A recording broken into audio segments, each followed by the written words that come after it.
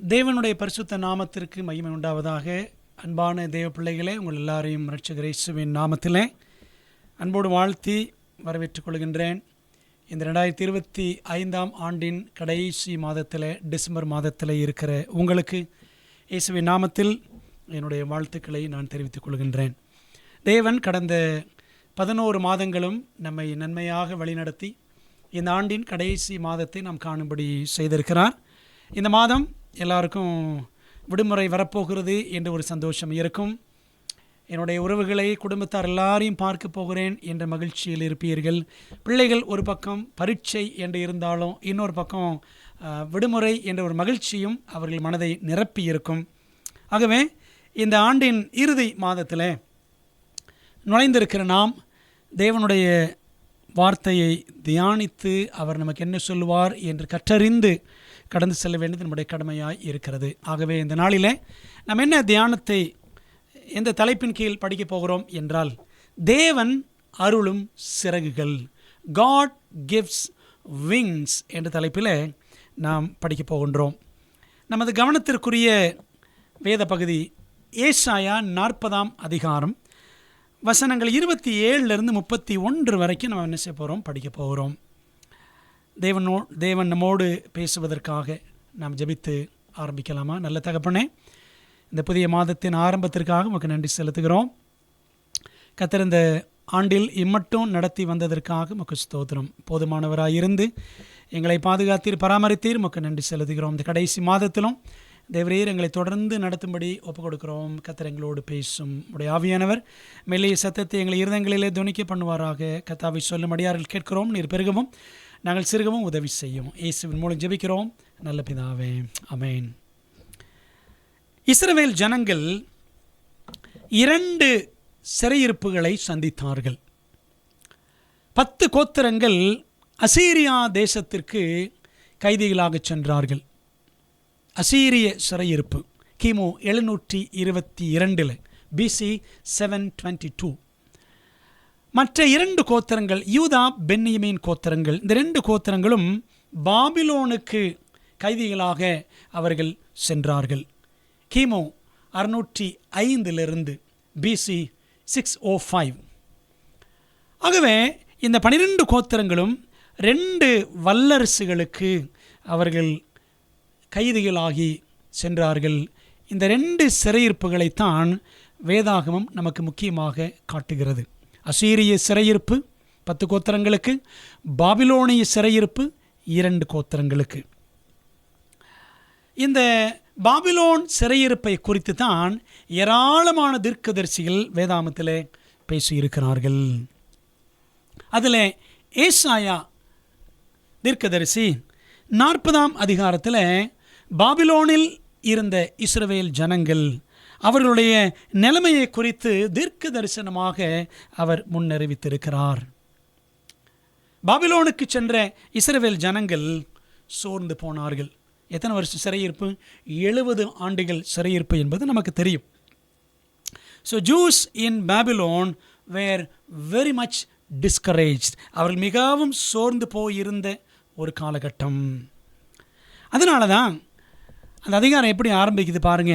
என் ஜனத்தை ஆற்றுங்கள், தேற்றுங்கள் என்று ஆரம்பிக்கிறது. இந்த ஏசாயா புத்தகத்தில் 66 அதிகாரங்கள், 40 பார்த்தீங்க அப்படின்னா 27 அதிகாரங்கள் இருக்கும். சரிங்களா? இது அப்படியே இது ஒரு பைபிள் மாதிரி. ஏசாயா புத்தகம் வேதாகமத்திற்குள் வேதாகமம் என்று சொல்வார்கள். ஏசாயா 40ஆம் அதிகாரத்திலிருந்து பார்த்தீங்கன்னா என் ஜனத்தை ஆற்றுங்கள், தேற்றுங்கள், அப்படியே கீழே உள்ள வசனங்களை படித்து பாருங்கள். யோவான் ஸ்நானனுடைய ஊழியத்தை பற்றியும் 3ஆம் வசனத்தில் கர்த்தருக்கு வழியை ஆயத்தப்படுத்துங்கள், அவாந்தர் வெளியில் நம்முடைய தேவனுக்கு பாதையை செவை பண்ணுங்கள் என்று இந்த வனாந்தரத்தில் கூப்பிடுகிறவனுடைய சத்தம் 6ஆம் வசனத்தில் இந்த யோவான் ஸ்நானன் குறித்தும் முன்னுரைக்கப்பட்டிருக்கிறது இதே அதிகாரத்தில். அன்பானவர்களே, ஆகவே இந்த 40ஆம் அதிகாரத்திலிருந்து புதிய ஏற்பாட்டின் நிழலாட்டத்தை நாம் இங்கே பார்க்கலாம். அன்பான தேவ பிள்ளைகளே, ஆக சோர்ந்து போயிருந்த ஜனங்களுக்கு ஆறுதல், தேறுதல் என்று இந்த முதல் வசனம் ஆரம்பிக்கிறது. ஆகவே ஜனங்கள் அடுத்து என்ன செய்யணும் அப்படின்னா 9ஆம் வசனத்தில் பாருங்க, சியோன் என்னும் சுவிசேஷிகையே நீ உயர்ந்த பர்வதத்தில் ஏறு, எருசலேம் என்னும் சுவிசேஷிகையே நீ உரத்த சத்தமிட்டு கூப்பிடு, பயப்படாமல் சத்தமிட்டு யூதா பட்டணங்களை நோக்கி இதோ உங்கள் தேவன் என்று கூறு. Behold your God. உங்கள் தேவனை பாருங்கள் என்று ஒரு செய்தியும் வருகிறது. அன்பானவர்களே, சோர்ந்து போயிருக்கிற ஜனங்கள், சிறையிருப்பிலே கிடந்த ஜனங்கள் என்ன செய்யணும்? தேவனை பார்க்க வேண்டும் என்ற ஒரு செய்தியை தேவன் கொடுக்கிறார். பல நேரங்களில் நாம் என்ன செய்கிறோம்? மற்றவர்களை பார்க்கிறோம், மனம் குழம்பி போகிறோம், நம்மையே உற்று நோக்கி பார்க்கிறோம், மனம் உடைந்து போகிறோம்.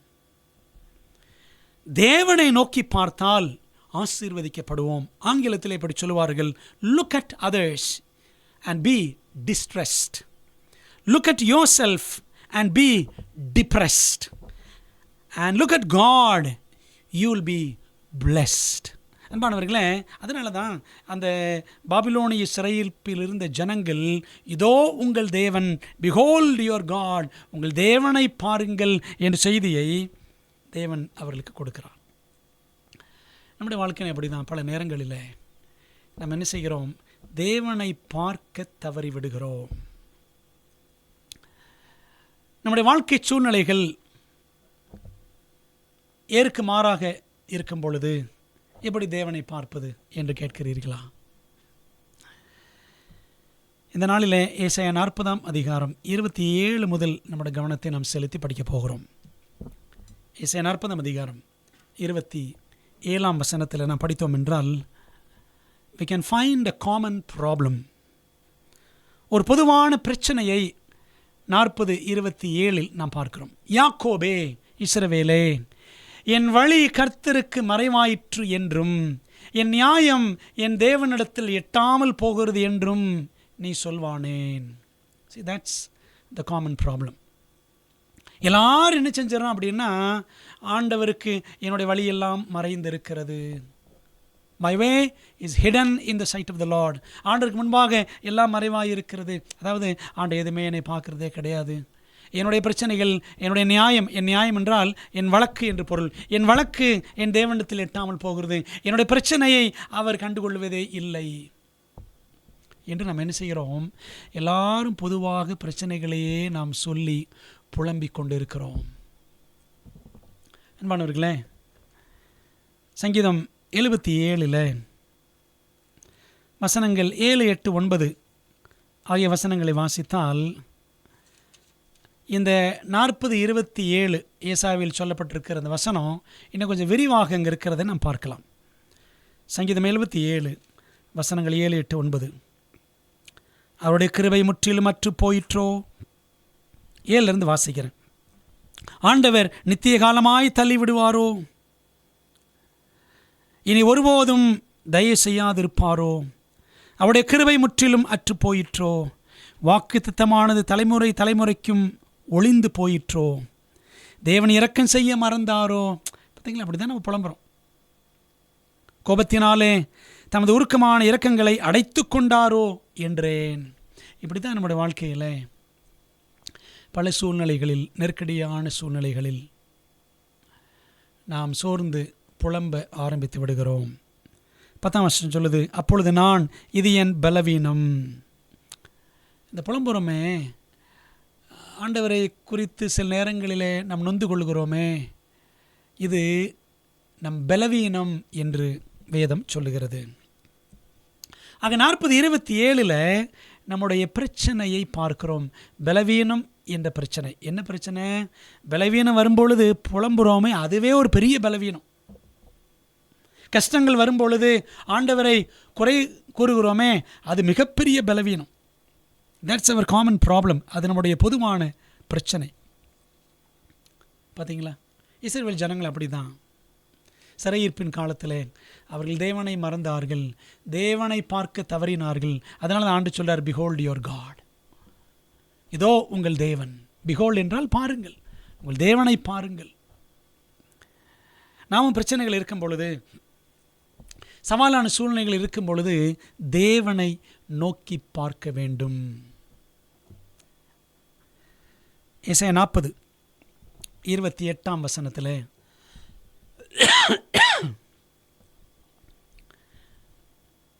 ஏசாயா 40:28 ஒரு திருத்தமான படம் அங்கே நமக்கு தென்படுகிறது. We can find a corrective picture. பூமியின் கடையாந்திரங்களை சிருஷ்டித்த கர்த்தராகிய அநாதி தேவன் சோர்ந்து போவதும் இல்லை, இளைப்படைவதும் இல்லை. இதை நீ அறியாயோ? இதை நீ கேட்டதில்லையோ? அவருடைய புத்தி ஆராய்ந்து முடியாதது.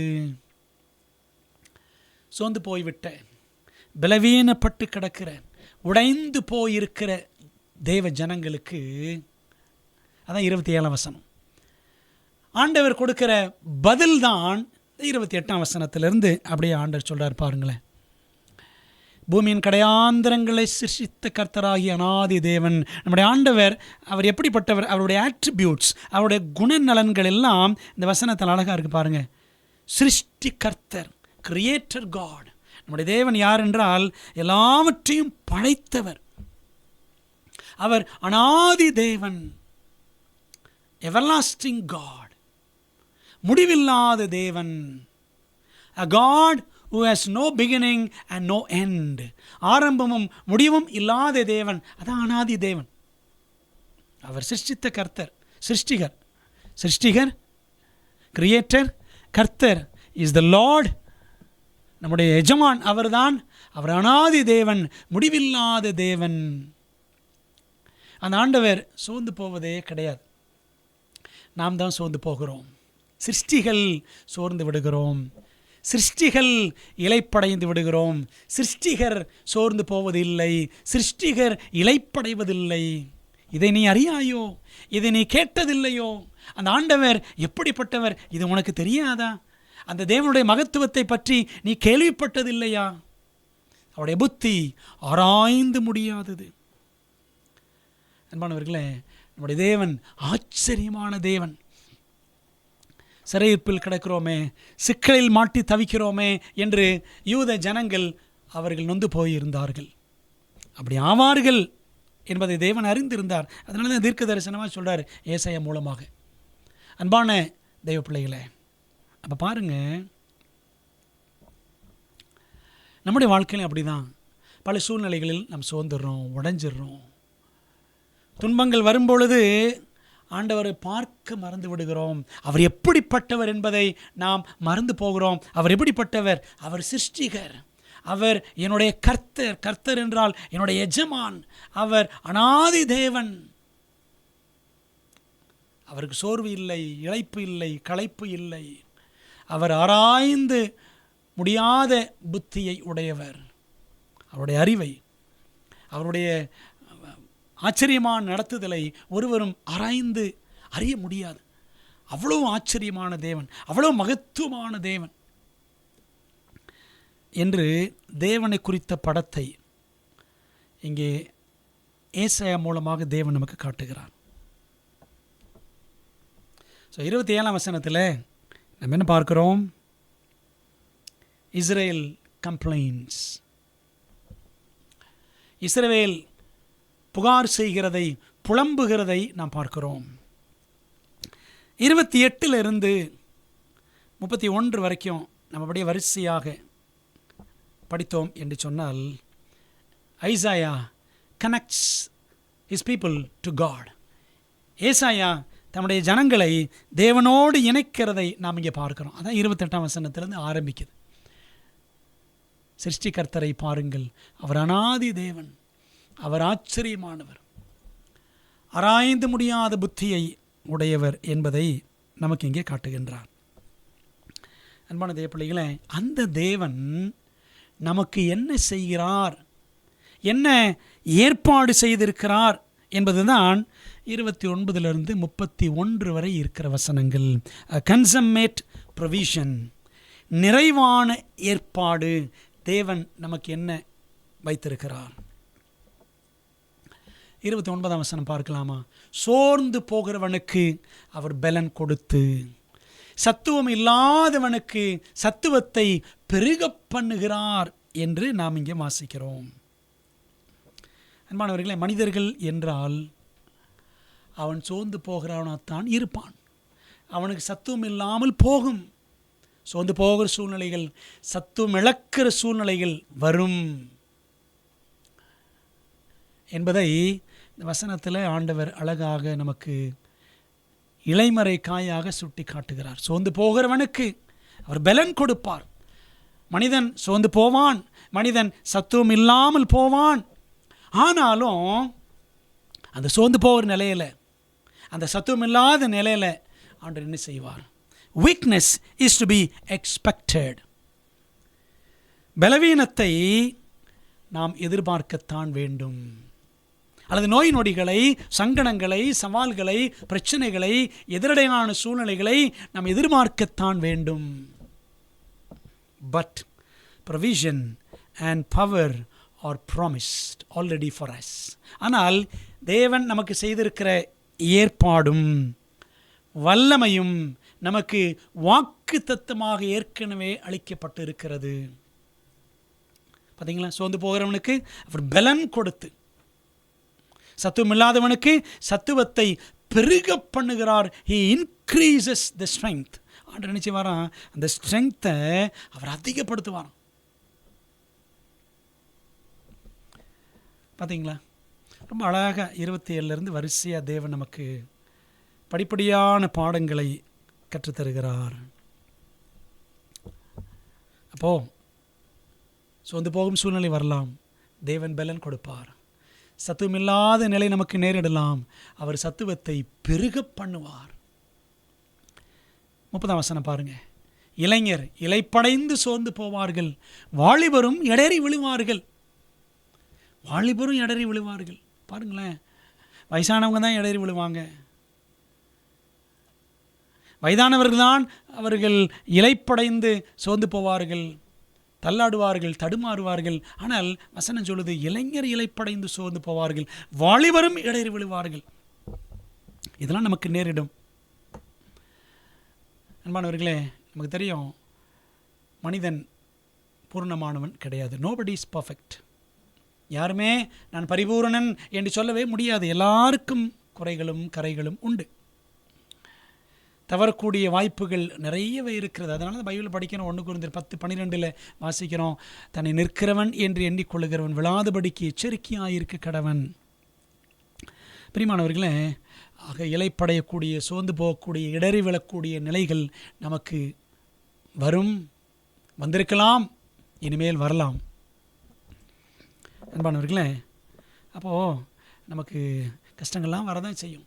தேவனுடைய ஜனங்கள், இஸ்ரவேல் ஜனங்கள், தேவனால் தெரிந்து கொள்ளப்பட்ட ஜனங்கள், பரிசுத்த ஜனங்கள் என்பதற்காக அவர்களுக்கு சோதனைகள், பேரிடர்கள் வராமல் போயிற்றா? இல்லை.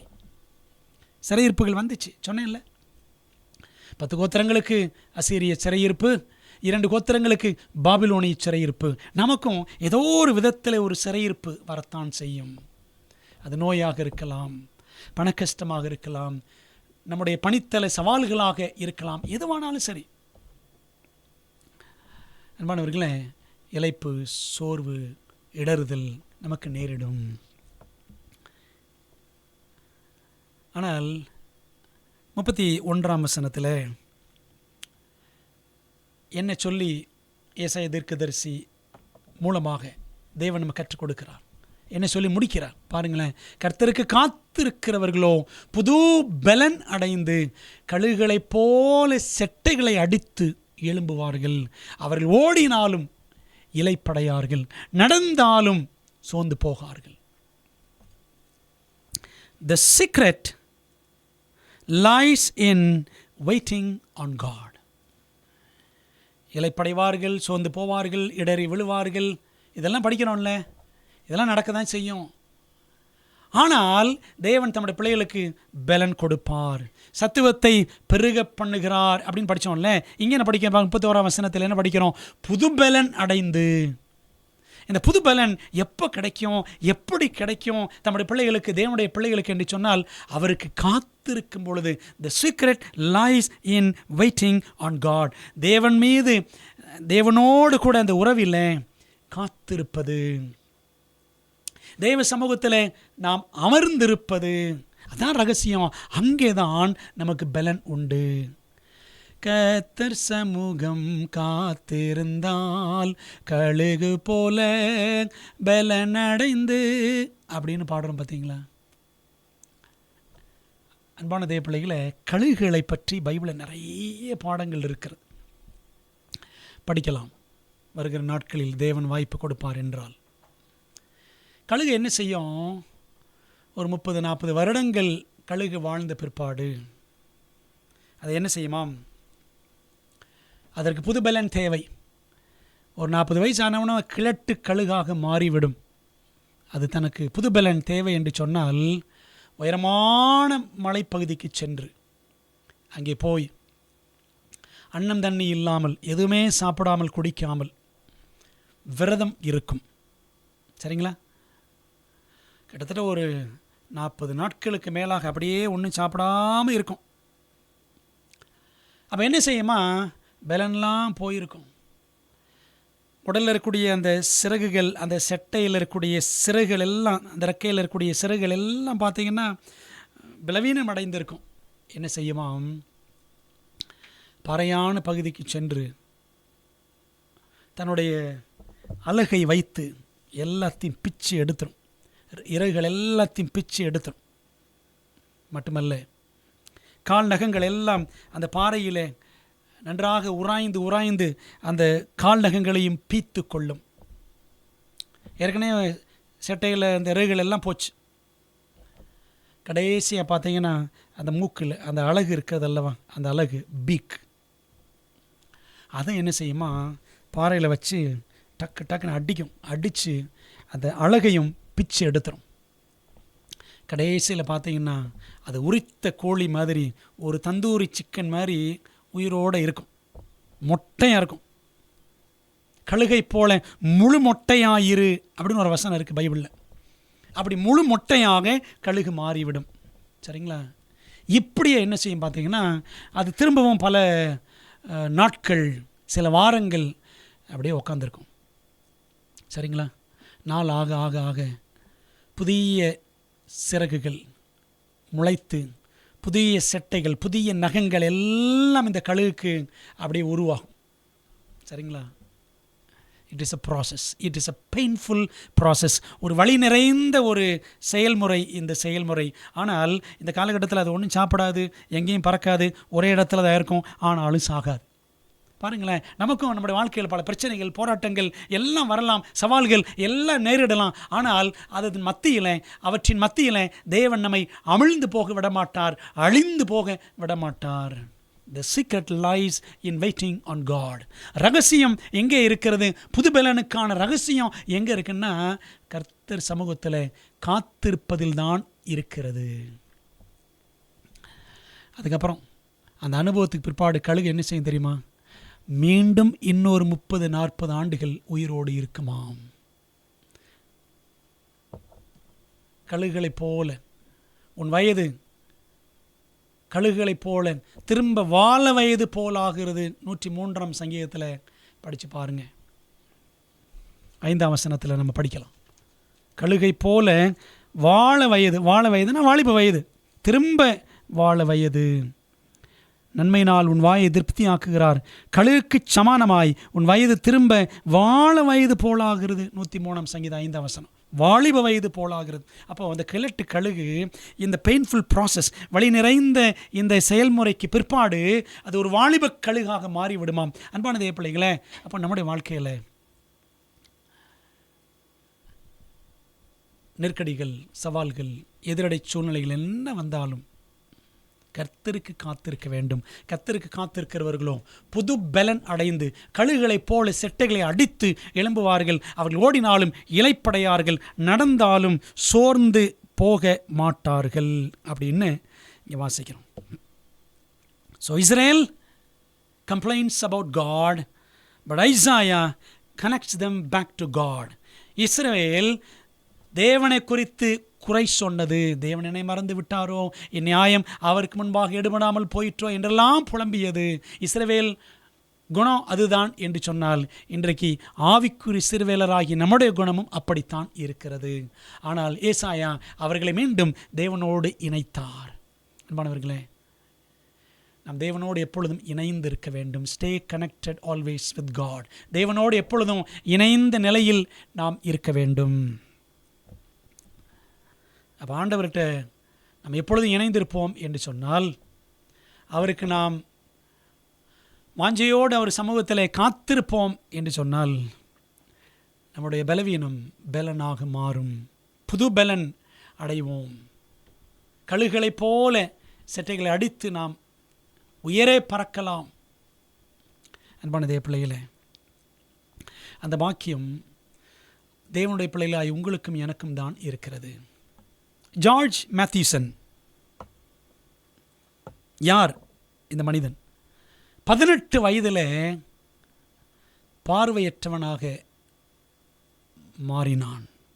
He went blind just when he was 18.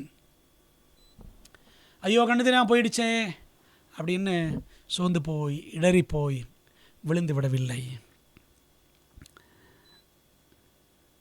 தன்னுடைய இந்த நெருக்கடியான சூழ்நிலையை சவாலாக எடுத்துக்கொண்டு என்ன பண்ணாராம்? தேவனை வாஞ்சையோடு தேட ஆரம்பித்தார். தேவனிடத்தில் தன்னை ஒப்பு கொடுத்தார், ஜெபித்தார், தேவ சமூகத்தில் காத்திருந்தார். என்னாச்சுன்னா, he became one of the finest scholars and preachers in Scotland. Scotland தேசத்தில் நீங்கள் பாருங்களேன், இங்கிலாந்து ஸ்காட்லாந்து இந்த 2 தேசங்களிலிருந்து வந்த மிஷனரிகள் தான் ஏகப்பட்ட மிஷனரிகள், ஆயிரக்கணக்கான மிஷனரிகள் அங்கேருந்து தான் வந்திருக்காங்க. இங்கிலாந்து ஸ்காட்லாந்துலேருந்து. இங்கிலாந்துலேருந்து இந்தியாவுக்கு வந்தவர் தான் வில்லியம் கேரி. சரிங்களா? இப்படி அநேகரில் ஒருத்தர் தான் இந்த ஜார்ஜ் மேத்யூசன். அன்பானவர்களே, ஜார்ஜ் மேத்யூசன் மட்டுமா? ஃபேனி கிராஸ்பி 6 வாரங்கள் பிறந்து 6 வாரங்களில் 1.5 மாதம்தான் 2 கண் பார்வையும் இழந்து போனாள். ஆனால் 95 வயது வரைக்கும் இந்த அம்மா வாழ்ந்தார்கள். 40 வயதிலிருந்து கர்த்தருக்காக பாடல்கள் எழுத ஆரம்பித்தார். அன்பான தேவ பிள்ளைகளே, ஒவ்வொரு பாட்டு எழுதும் பொழுதும் முழங்கால் போட்டு ஜெபம் பண்ணி தான் எழுதுவாங்களாம். இப்படி இந்த அம்மா எழுதின பாடல்கள் மோர் தேன் 8,000 gospel songs, சுவிசேஷ பாடல்கள் 8,000க்கும் அதிகமான பாடல்கள் எழுதியிருக்கிறார். சிலர் 10,000ன்றாங்க, சிலர் 12,000 சொல்கிறாங்க. But more than 8,000 we can be sure. நிச்சயமாக சொல்லலாம், 8,000க்கும் அதிகமான பாடல்கள். இயேசு என் வழி நடத்த வேறு ஏதும் வேண்டுமோ, நிச்சயம் இயேசு என் சொந்தமே, இன்னும் கர்த்தர் ஆசரித்த ஓய்வு மறவாதே, இப்படி நிறைய பாடல்கள். அன்பானவர்களே, பார்வை போயிற்றே என்று சொல்லி முடங்கி உடைந்து சோர்ந்து இடறி விழுந்து ஆண்டவருக்காக ஒன்றும் செய்யாமல் போய்விட்டார்களா? இல்லை, கர்த்தருக்கு காத்திருந்தார்கள், புதுபலன் அடைந்தார்கள், கழுகுகளைப் போல செட்டைகளை அடித்து எழும்பினார்கள். ஜார்ஜ் மேத்யூசன், ஃபேனி கிராஸ்பி, அந்த வரிசையில் பாருங்கள் ஜான் மில்டன். இவரும் பார்வையற்றவர், இவருக்கும் கண் பார்வை போயிடுச்சு. ஆனால் இவருடைய 2 முக்கியமான காவியங்கள் அப்படின்னு சொல்லலாம், 2 முக்கியமான புத்தகங்கள், பாரடைஸ் லாஸ்ட் அண்ட் பாரடைஸ் ரீகெயின்டு, இழந்த சொர்க்கம் மீண்ட சொர்க்கம் அப்படின்னு சொல்லுவாங்க. இந்த 2 புஸ்தகங்களையும் தேவனுடைய மகத்துவத்தையும் தேவனுடைய அன்பையும் தேவனுடைய ஆச்சரியமான கிரியைகளையும் இந்த பார்வையற்ற மனிதன் அந்த 2 புஸ்தகங்கள் எழுதி வச்சிருக்கிறார். அந்த வரிசையில் இன்னொரு நபர் டேவிட் பிரைனர்ட் 30 வயதுக்கு முன்பாகவே மரித்து போன ஒரு இளம் மிஷனரி, அமெரிக்காவை சேர்ந்த ஒரு மனிதன், ஆண்டுடைய ஊழியத்தில் மிகுந்த வைராக்கியத்தோடு செயல்பட்ட ஒரு தேவ மனிதன், மணிக்கணக்காக ஜெபிக்கிற ஒரு வைராக்கிய ஜெப வாஞ்சையாளன் டேவிட் பிரைனர்ட். இவருக்கு சின்ன வயசில் பார்த்தீங்கன்னா லங் டிசீஸ், நுரையீரலில் ஒரு நோய் வந்துவிட்டது. நோய் வந்தது நிமித்தம் அவருடைய 30 வயதுக்கு முன்பாகவே அவர் இறந்து போனார். ஆனால் அமெரிக்காவில் அந்த செவிந்தியர்கள் மத்தியில் மிக தீவிரமான ஊழியங்களை செய்த ஒரு மனிதன். இந்த மனிதனுடைய வாழ்க்கையை படித்து தான் நிறைய பேர் மிஷனரிகளாக மாறினார்கள். யாருன்னு பாருங்களேன். வில்லியம் கேரி சொன்னேன்ல, வில்லியம் கேரி இவருடைய வாழ்க்கையை பற்றி படித்தார். இன்னும் ஜான் வெஸ்லி தன்னுடைய தனக்கு கீழே இருந்த எல்லா ஊழியக்காரங்களையும் சொல்லுவாராம். ஜான் வெஸ்லி எல்லாரும் இந்த டேவிட் பிரைனர்ட் வாழ்க்கையை படிங்க அப்படின்னு சொல்லுவார். ஜோனத்தன் எட்வர்ட்ஸ், நிறைய பேர், எத்தனையோ பேர் இவருடைய வாழ்க்கையை படித்து தான் டேவிட் பிரைனர்ட் 30 வயதுக்குள்ளே எவ்வளோ மகத்தான ஊழியங்களை செய்திருக்கிறார் அப்படின்பதை படித்து அநேகர் மிஷனரிகளாக மாறினார்கள். பிரியமான தேவ பிள்ளைகளே, இவங்கெல்லாம் நம்மை போல பாடுள்ள மனிதர்கள். சோர்ந்து போனார்கள், இடறி விழுந்தார்கள், இலை படைந்தார்கள், களை படைந்தார்கள், எல்லாம் இருந்துச்சு. கண் பார்வை போயிற்று, நுரையீரல் பலவீனமாயிற்று, எல்லா பிரச்சனையும் இருந்துச்சு. amidst all the struggles and problems of life, they still thrived for God and His glory. எல்லா வாழ்க்கையின் பிரச்சனைகளுக்கும் போராட்டங்களுக்கும் மத்தியில் அவர்கள் தேவனுக்காக, அவருடைய மகிமைக்காக ஊக்கமாக செயல்பட்டார்கள் என்பதுதான் மறுக்க முடியாத உண்மை. அன்பான தேவ ஜனங்களே, இந்த ஜார்ஜ் மேத்யூசன் ஆரம்பத்தில் சொன்னேன்ல, Scottish scholar and preacher, Scotland தேசத்தின்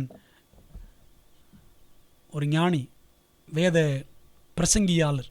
அவர் சொல்லியிருக்கிறாரு, அந்த கஷ்டத்தின் மத்தியில் கண் பார்வை பறிபோன அந்த காலகட்டத்தில் அவர் ஜெபம் பண்ணாராம், கர்த்தாவே, நீர் என் முள்ளை மலராக மாற்ற வல்லவராய் இருக்கிறீர். Thou, O Lord, canst transform my thorn into a flower. அன்பானவர்களே, நம்முடைய வாழ்க்கையில் முட்கள் இருக்கலாம்.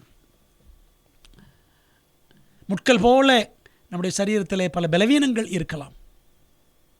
அப்படி தானே பவுல் ஜெபம் பண்ணார், என் மாம்சத்தில் ஒரு முள் கொடுக்கப்பட்டிருக்கிறது. 2 கொரிந்தியர் 12ஆம் அதிகாரத்தில் படிக்கிறோம். நம்முடைய சரீரத்தில் முட்கள் இருக்கலாம், பலவீனங்கள் இருக்கலாம். அல்லது நம்ம கூட இருக்கிறவங்களே, குடும்பத்தில் இருக்கிறவங்களே, நம்ம வேலை செய்கிற இடத்துல இருக்கிறவங்களே, நம்முடைய உறவுகளே ஒருவேளை முள்ளாக இருக்கலாம், முட்களாக இருக்கலாம். ஆனால் நம்முடைய தேவன் முள்ளை, முட்களை மலர்களாக மாற்ற வல்லவராய் இருக்கிறார். நம்முடைய பலவீனத்தை புது பலனாக அவர் மாற்ற வல்லவராய் இருக்கிறார். பல நேரங்களில் அலைந்து திரிந்து மிகவும் பலவீனமாகி ஊழியங்களுக்கெல்லாம் போயிட்டு வீட்டுக்கு வரும்பொழுது மிகவும் சோர்வாக இருக்கும். எப்படி பைபிள் படிக்கிறது, எப்படி ஜெபம் பண்ணுறது, டயர்டாக இருக்கேன், முடியலையே அப்படின்னு மனசில் தோணும். இன்றைக்கி வேண்டாம் அப்படின்னு நினைப்பேன். ஆனால் இல்லை, போயிடும், பைபிள் படிக்கணும், ஜெபம் பண்ணணும், முழங்கால் படியிடணும் அப்படின்னு அந்த பலவீனத்தின் மத்தியிலையும் அந்த களைப்பின் மத்தியிலையும் போய் முழங்கால் படிட்டு ஜெபிக்க பாருங்களேன், ஒரு பலன் கிடைக்கும், ஒரு உற்சாகம் கிடைக்கும். அப்படி ஜெபித்து முடித்து வேதம் வாசித்து எழுந்த பிற்பாடு ஒரு மனநிறைவு உண்டாகும். இந்த அனுபவத்தை நான் இழந்திருக்கக்கூடாதே அப்படி மனதில் தோணும். அன்பானவர்களே, ஆங்கிலத்தில் சொல்லுவாங்க, when you find it hard to pray, that's the time to pray hard. அதாவது ஜெபிப்பதற்கு கடினமாய் இருக்கிற ஒரு நேரமாய் இது இருக்கிறதே அப்படி நினைக்கிறீங்களா? என்னால் முடியலை, மிகவும் கடினமாக இருக்குது ஜெபம் பண்ணுறதுக்குன்னு தோணும் பொழுது அப்போ தான் கடினமாக ஜெபம் பண்ணணுமா. when you don't feel like praying, that's the time to pray. எனக்கு ஜெபிக்கவே தோண மாட்டேங்குதுன்னு நினைக்கிறீங்களா? அப்போ தான் ஜெபிக்கணும். அன்பான தேவ பிள்ளைகளே, கர்த்தருக்கு காத்திருத்தல் இது நாம் கற்றுக்கொள்ள வேண்டிய ஒரு கலை, கற்றுக்கொள்ள வேண்டிய, வளர்த்துக்கொள்ள வேண்டிய ஒரு பாடம், நாம் பெற்றுக்கொள்ள வேண்டிய ஒரு அனுபவம். கர்த்தருக்கு காத்திருத்தல், வெயிட்டிங் ஆன் காட். இதை பற்றி நிறைய படிக்கிறோம். கர்த்தருக்கு காத்திருத்தல், கர்த்தருக்கு காத்திருக்கிறவர்களோ பாட்டு பாடுறோம், ஆனால் உண்மையிலே நாம் கர்த்தருக்கு காத்திருக்கிறோமா என்றால் அந்த அனுபவம் நமக்கு மிக மிக குறைவாகத்தான் இருக்கிறது.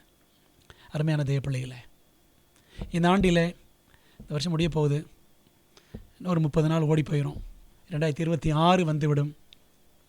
இந்த வருஷத்தில் யோசித்து பாருங்கள், உண்மையிலே நான் கர்த்தருக்கு எவ்வளவு நேரம் கொடுத்தேன், கர்த்தருக்காக எவ்வளோ வாஞ்சியாய் நான் காத்திருந்தேன், உண்மையிலே அவருடைய சமூகத்தில் அமர்ந்திருந்து நான் புது பலன் பெற்றேனா என்பதை யோசித்து பார்ப்போம். வாழ்வின் சவால்கள் நமக்கு அதிகமாக இருக்கலாம், சஞ்சலங்கள் ஒன்றன் பின் ஒன்றாக அலையலையாக வந்து கொண்டு இருக்கலாம். இந்த உலகத்தில் இருக்கிற வரைக்கும் பாடுகள் நமக்கு சகஜம்தான், பிரச்சனைகள் வரத்தான் செய்யும்.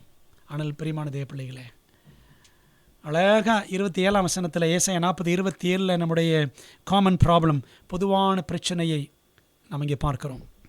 28 நாம் பார்க்க வேண்டிய ஒரு திருத்தமான படம், தேவன் எப்படிப்பட்டவர், சிருஷ்டிகர், கர்த்தர், அநாதி தேவன், அவர் புத்தி ஆராய்ந்து முடியாதது என்று கர்த்தரை நாம் பார்த்தோம். தினம் ஆண்டவரை பார்க்கணும், தினம் ஆண்டவரோடு இணைந்த நிலையில் நாம் இருக்க வேண்டும். 29 31 வசனம் வரைக்கும் ஏசாயா 40ஆம் அதிகாரத்தில் நமக்கு தேவன் வைத்திருக்கிற நிறைவான ஏற்பாடு என்னன்னு பார்க்குறோம். சோர்ந்து போவோம், இடறி விழுவோம், தடுமாறுவோம், களைப்பு, சோர்வு எல்லாம் வரத்தான் செய்யும். ஆனால் கர்த்தருக்கு காத்திருக்க வேண்டும். இதுதான் ரகசியம். அப்படி காத்திருக்கும் பொழுது கழுகுகளைப் போல புதுபலன் அடையலாம். அன்பான தேவ பிள்ளைகளே, நம்மளோட வாழ்க்கையில் என்ன சூழ்நிலை நேரிட்டாலும், என்ன பலவீனங்கள் நேரிட்டாலும், அல்லது எனக்கே விருப்பமில்லாத, எனக்கு வெறுப்பாய் தோன்றக்கூடிய கஷ்டங்கள் எனக்கு தோன்றினாலும், எனக்கு ஏற்பட்டாலும், கர்த்தரை நோக்கி பார்க்க வேண்டும். Behold your God, இதோ உங்கள் தேவன், கர்த்தரை நோக்கி பாருங்கள், கர்த்தருக்கு காத்திருங்கள். இதை செய்யும் பொழுது நம்முடைய வாழ்க்கை பலன் உள்ளதாக, புது பலன் உள்ளதாக, பெருகும் சத்துவம் நிறைந்ததாக நம்முடைய வாழ்க்கை மாறும். அன்பான தேவ பிள்ளைகளே, ஜெபத்தோடு எஞ்சிய நாட்களை இந்த வருஷத்தில் நாம் கடந்து செல்வோம். வருகிற புதிய ஆண்டு இருக்குது. இன்னும் அதிகமாக என் ஆண்டவருக்காக என்ன செய்யலாம், எப்படி அவரிடத்தில் இன்னும் நெருங்கி குடும்பமாக கிட்டி சேரலாம், எப்படி தனிப்பட்ட முறையில் தேவனோடு நெருங்கி சேரலாம், எப்படி சபையாக தேவனுக்காக ஏதாயிலும் செய்யலாம் என்று தீர்மானத்திற்காக ஜெபத்தோடு நாம் ஆயத்தப்படுவோம். பிரியமான தேவ பிள்ளைகளே, ஆண்டுகள் முடிய முடிய ஆண்டுடைய வருகை நெருங்கி கொண்டே இருக்கிறது என்று பொருள். ஆண்டுடைய வருகைக்கு நம்ம ஆயத்தமா கர்த்தருக்கு காத்திருப்போம். தேவன் அருளும் சிறகுகள், ஆண்டு நமக்கு சிறகுகளை கொடுக்க வல்லவராக இருக்கிறார். சோர்ந்து போய் விடுகிறோமா, தளர்ந்து போய் விடுகிறோமா, கவலைப்பட வேண்டாம். களைப்படைகிறோமா, இலைப்படைகிறோமா, சோர்ந்து போக வேண்டாம்.